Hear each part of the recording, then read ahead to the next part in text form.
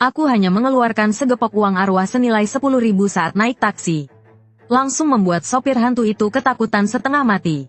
Karena jumlah sebesar itu tak mungkin dia bisa kembalikan. Harus tahu bahwa dalam aturan taksi dunia arwah, jika sopir melanggar aturan tarif dan mematok harga lebih, maka dia pasti mati tanpa ampun. Namun uang arwah seperti itu, aku masih punya 9 triliun lembar. Ternyata setelah dunia dikuasai makhluk aneh di kehidupan lalu, uang arwah menjadi satu-satunya mata uang keras di dunia, dan aku telah berjuang selama 5 tahun dalam dunia itu. Selalu hidup dalam ketakutan, bersembunyi ke sana kemari, tapi akhirnya tetap dipaksa ke jalan buntu oleh makhluk-makhluk itu. Jadi demi mengakhiri hidup seperti anjing, aku merampok seluruh bank neraka, namun pada akhirnya tetap mati di tangan Raja Hantu Penjaga. Kini setelah terlahir kembali, aku menyadari cincin ruanganku tidak hilang, dan di dalamnya masih tersimpan seluruh uang arwah milik bank neraka dari dunia hantu. Di hari pertama setelah reinkarnasi, aku menerima sebuah undangan misterius dari sebuah misi horor. Isi, kantin tengah malam. Sebagai pelayan, aku harus melapor tepat jam 12 malam. Terlambat berarti kematian. Tak lama kemudian aku dipindahkan ke lokasi tujuan.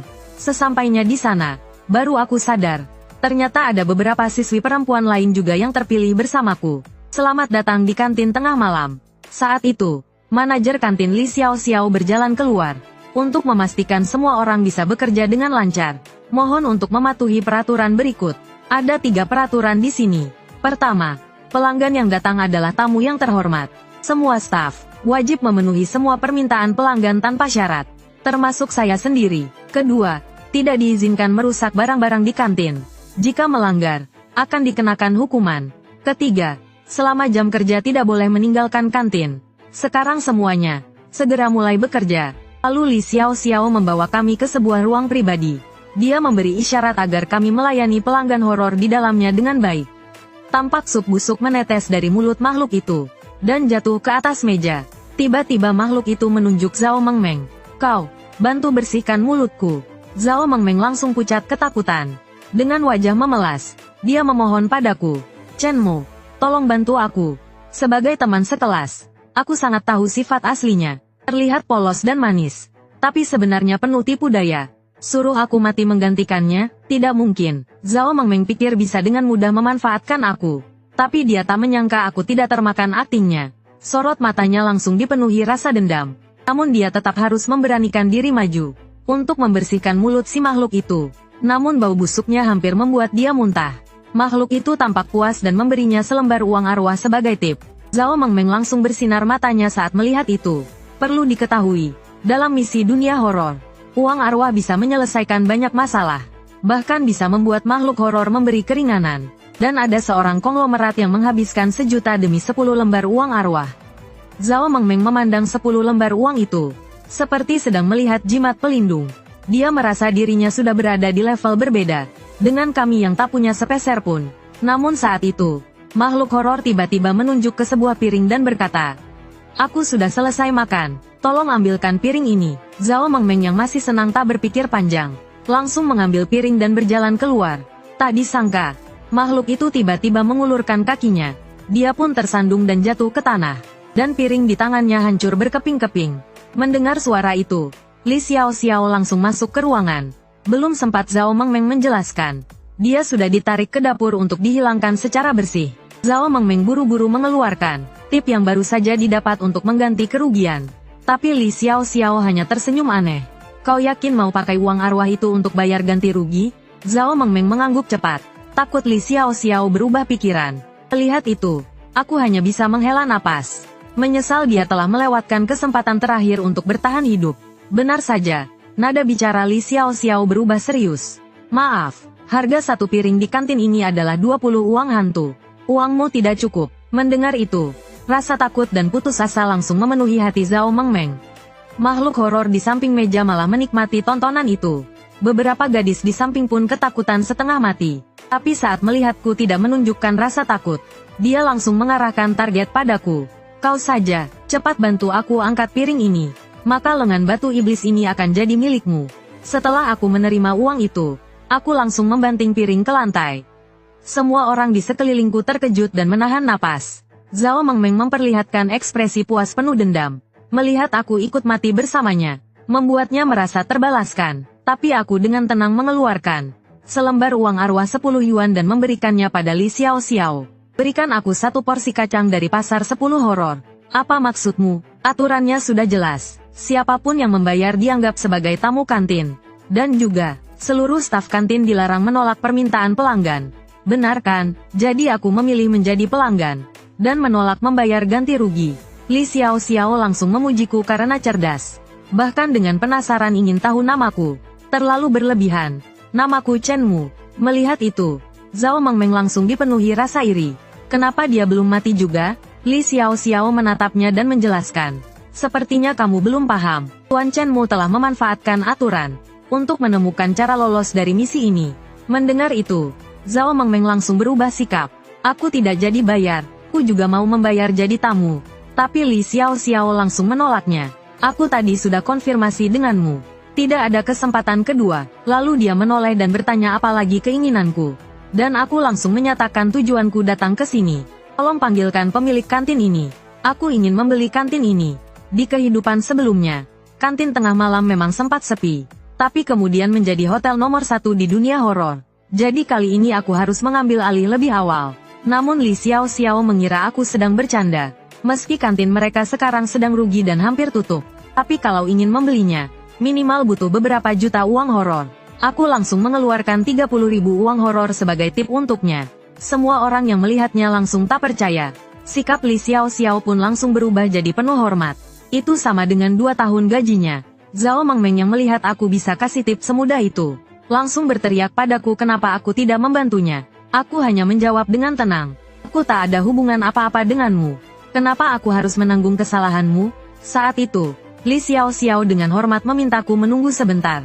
Dia akan segera memanggil bosnya datang. Lalu dia menoleh ke arah Zhao Mengmeng. Sedangkan kamu, hehehe, melanggar aturan berarti harus menerima hukuman. Aku salah. Chen Mu, aku tidak mau mati. Tolong aku, tolong aku. Makhluk horor di meja makan pun mendadak berubah ramah. Dan dengan hati-hati memohon agar aku melepaskannya.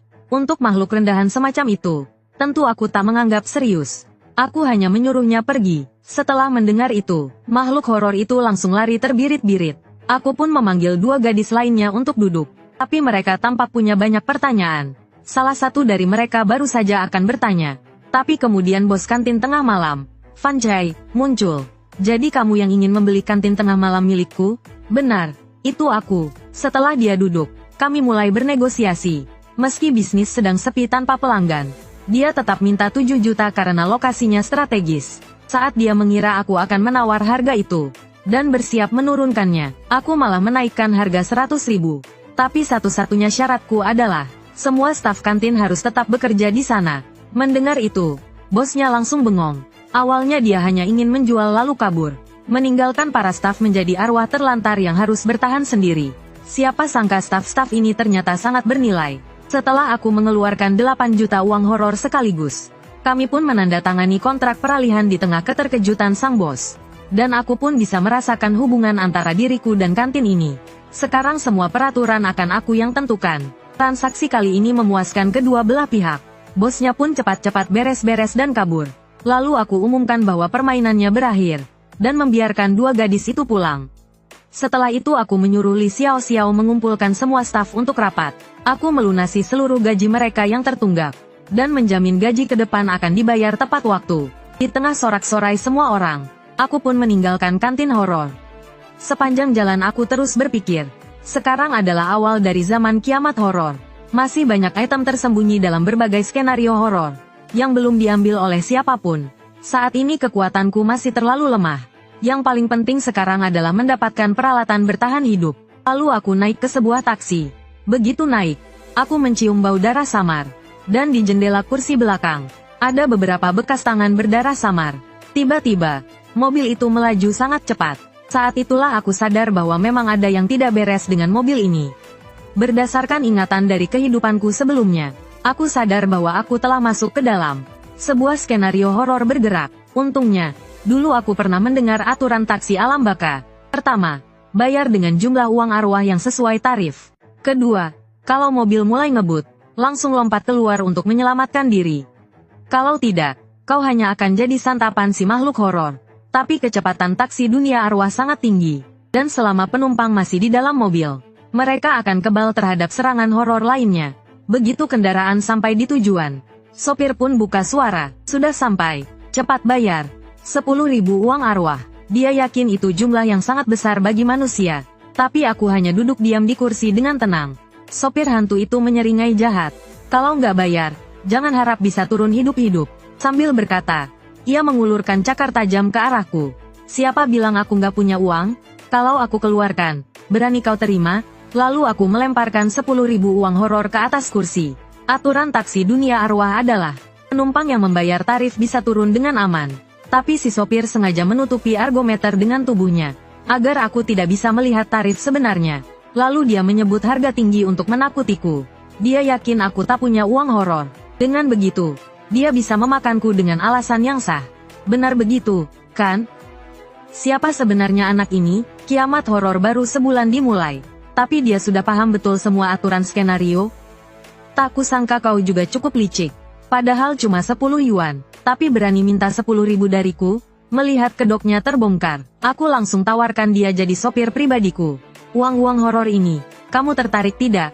Tahu nggak? HMPH, kalau aku mau, emangnya kamu bisa kasih?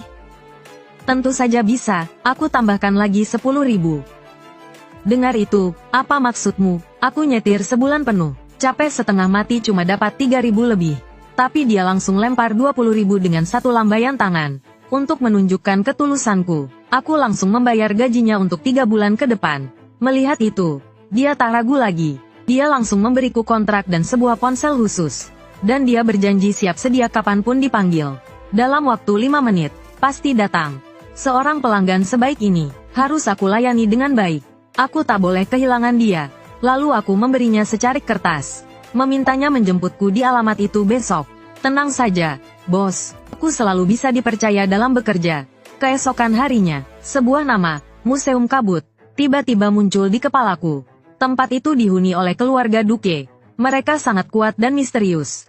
Bahkan pelayan dan kepala rumah tangganya setingkat horor jangkung. Sang Duke sendiri adalah seorang horor jenderal. Perlu diketahui, di banyak kota kecil, level tertinggi horor biasanya hanya jenderal horor. Selain itu, di dalam museum itu ada satu item horor jenderal. Armor kematian, bisa menahan satu serangan dari jenderal horor. Bahkan bisa mengabaikan satu kali efek kerusakan dari aturan. Namun waktu cooldownnya 1 bulan. Di kehidupan sebelumnya, banyak petarung top yang gagal mendapatkannya meski sudah berusaha keras. Sampai ada yang menawarkan untuk membelinya dengan uang arwah. Barulah diketahui bahwa Duke itu ternyata bangsawan bangkrut. Yang paling dia butuhkan hanyalah uang. Tapi untuk mendapatkan armor kematian, aku masih perlu bersiap. Saat itu, si sopir hantu tiba tepat waktu. Tak kusangka dia bahkan membawakanku sarapan. Aku menyuruh sopir membawaku ke pusat perbelanjaan horor terdekat. Begitu sampai, aku masuk sendirian ke dalam. Padahal ini musim panas, tapi suhu di dalam mall sedingin titik beku. Dan di pintu masuk ada bekas tangan berdarah sangat banyak. Seakan ingin memberitahuku bahwa tempat ini sudah menelan banyak korban malang. Saat itu, seorang wanita penerima tamu horor baru saja muncul. Dia tersenyum dan bertanya apa yang bisa dibantu. Namun sedetik kemudian ia berkata dingin, "Asal Anda berbelanja di sini, Anda bisa meninggalkan tempat ini dengan aman." Untungnya aku sudah mengingat aturan tempat ini di luar kepala. Lalu aku langsung membongkar kebohongannya. Jangan main-main dengan trik seperti itu. Kalau dugaanku benar, meskipun aku tidak membeli apa-apa, aku tetap bisa keluar dengan selamat. Benar, kan? Bagaimana kamu bisa tahu? Aku sudah sering menemui yang seperti ini. Aturannya bilang, setelah berbelanja, kamu bisa meninggalkan mall. Tapi itu sebenarnya hanya penyesatan. Orang yang baru pertama kali masuk ke mall ini, karena ingin cepat-cepat pergi, akan memaksakan diri memilih barang. Namun pada akhirnya mereka tidak punya cukup uang horor untuk membayar, dan dianggap melanggar aturan. Akhirnya, nyawa mereka harus dikorbankan di sini. Padahal cara menghindarinya sangat sederhana. Aturannya bilang, jika membeli barang, maka boleh keluar. Tapi tidak bilang kalau tidak belanja berarti tidak bisa pergi. Bahkan kalau aku langsung putar balik sekarang, kau juga tak bisa menghentikanku. Tuan, Anda sangat cerdas. Memang banyak yang terjebak dalam perangkap aturan ini. Kalau Anda sudah melihat jalan keluar, sebaiknya cepat pergi saja. Aku tidak akan menghentikanmu. Kenapa harus pergi? Aku memang datang untuk belanja. Lalu aku memintanya segera membawaku ke toko paling mewah. Makhluk wanita itu sempat tercengang. Tapi lalu berpikir lagi, orang yang tenang seperti ini pasti bukan datang untuk mati sia-sia. Di toko-toko itu, belanja sedikit saja sudah puluhan ribu uang arwah. Tak lama, si makhluk wanita membawaku ke toko mewah. Dia memperkenalkan sambil berkata, ini semua adalah merek-merek mewah dunia horor. Asal punya uang, semuanya bisa dibeli. Aku tak menghiraukannya dan langsung masuk ke toko minuman keras. Sales girl-nya menyambutku dengan antusias. Semua produk di toko kami dibuat khusus sesuai selera favorit para dokter horor.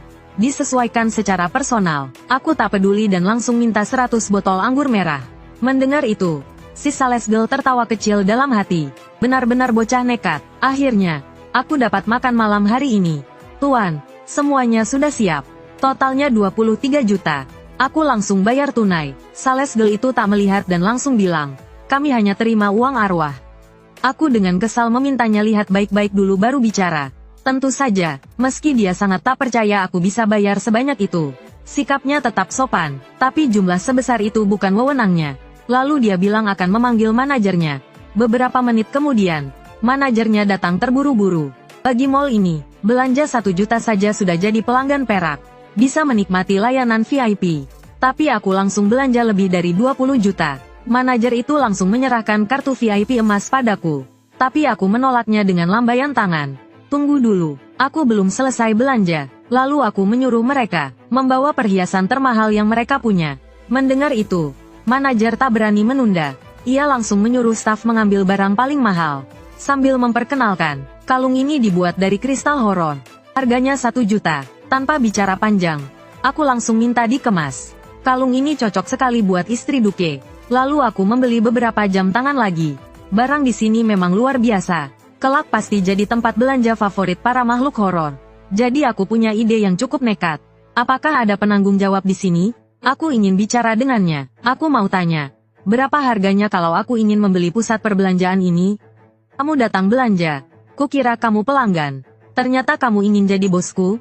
Maaf, Tuan Chen. Atasan kami sedang perjalanan dinas. Aku tidak punya wewenang mengambil keputusan. Nanti kalau dia sudah kembali, aku akan segera memberitahumu. Boleh? Mendengar itu, aku pun terpaksa mengurungkan niat. Baru hendak pergi, manajer itu memberiku kartu Black Gold VIP Supreme. Dia juga memberitahuku bahwa kartu ini bisa bebas mengubah aturan misi mall terkutuk. Sama seperti bos skenario di tempat ini. Setelah menerima kartu itu, aku meminta dibuatkan 50 kartu lagi. Kartu belanja senilai 5.000 uang horor. Kartu-kartu itu rencananya akan aku bagikan. Manajernya sangat lihai, langsung saja memberikan 50 kartu itu secara gratis. Aku pun sangat puas akan hal itu. Saat aku hendak pergi, manajer bersama staf-stafnya mengantarku di depan mall. Selamat jalan, Tuan Chen, VIP Supreme Black Gold. Kami menantikan kunjungan Anda berikutnya. Adegan itu hampir membuat rahang sopir hantu copot.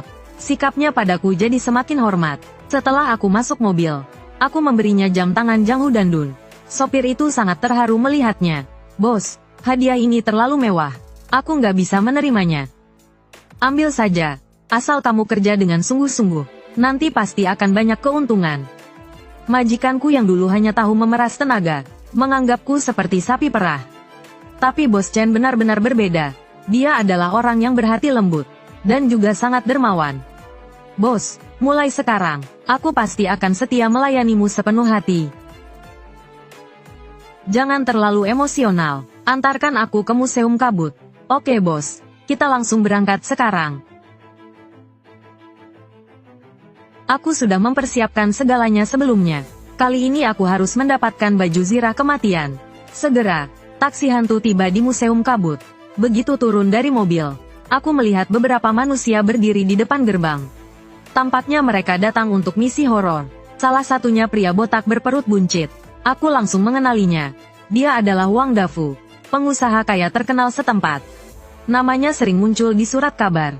Di pelukannya ada seorang wanita muda. Mungkin itu simpanannya. Andalan terbesar Wang Dafu adalah 10 uang horor yang dia beli seharga 1 juta. Selain itu, ada 2 pemuda lainnya. Saat melihatku, mereka langsung menyapaku. Mereka ingin berteman dan membentuk tim denganku.